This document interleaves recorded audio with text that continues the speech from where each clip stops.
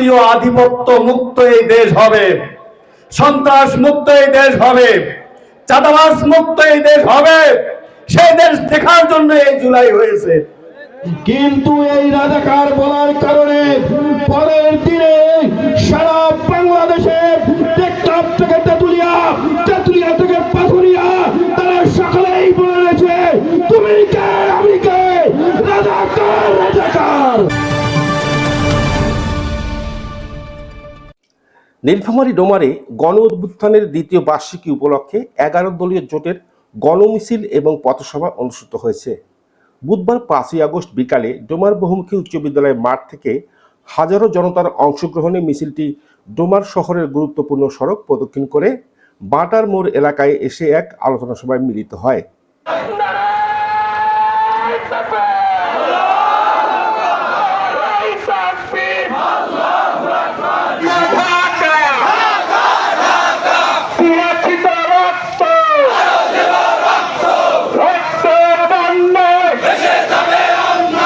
ডোমার উপজেলা জামায়াতের নায়েবে আমির খন্দকার আহমদুল হক মানিকের সভাপতিত্বে অনুষ্ঠানে প্রধান অতিথি হিসেবে গুরুত্বপূর্ণ বক্তব্য প্রদান করেন ডোমার উপজেলা জামায়াতের সেক্রেটারি মাওলানা রবিউল আলম।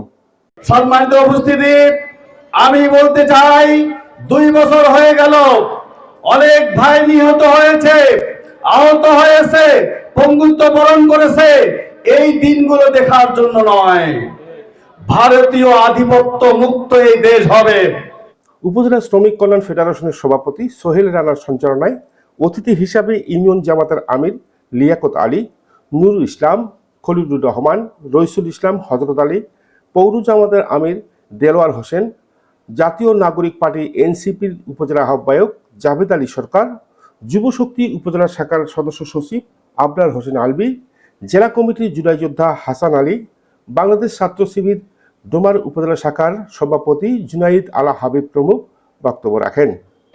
আজ থেকে 2 বছর আগে ব্রিটিশ সরকার আওয়ামী লীগকে বিদায় করার জন্য 1400 শহীদের বিনিময়, প্রায় 30,000 পঙ্গুত্বের বিনিময় আমরা দেশকে দ্বিতীয়বার স্বাধীনতা অর্জন করেছি, ঠিক কিনা?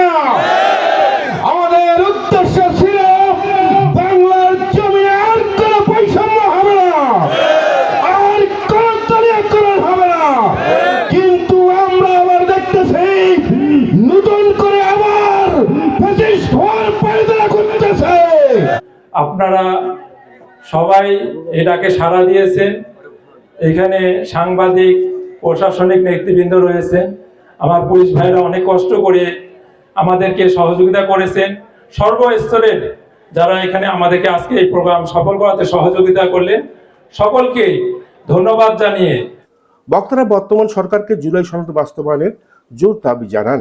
অন্যথায় 11 দলীয় জোটের উদ্যোগে কঠোর আন্দোলনের হুঁশিয়ারি দেন তারা। আমরা তারেক রহমানকে সাইদির ভাষায় বলতে চাই, সাইদি সাহেবের ভাষায় বলতে চাই যে আমরা আপনার শত্রু নই, আমরা আপনার বন্ধু। আপনি ভুল পথে যাচ্ছেন, সেখান থেকে ফিরে আসুন।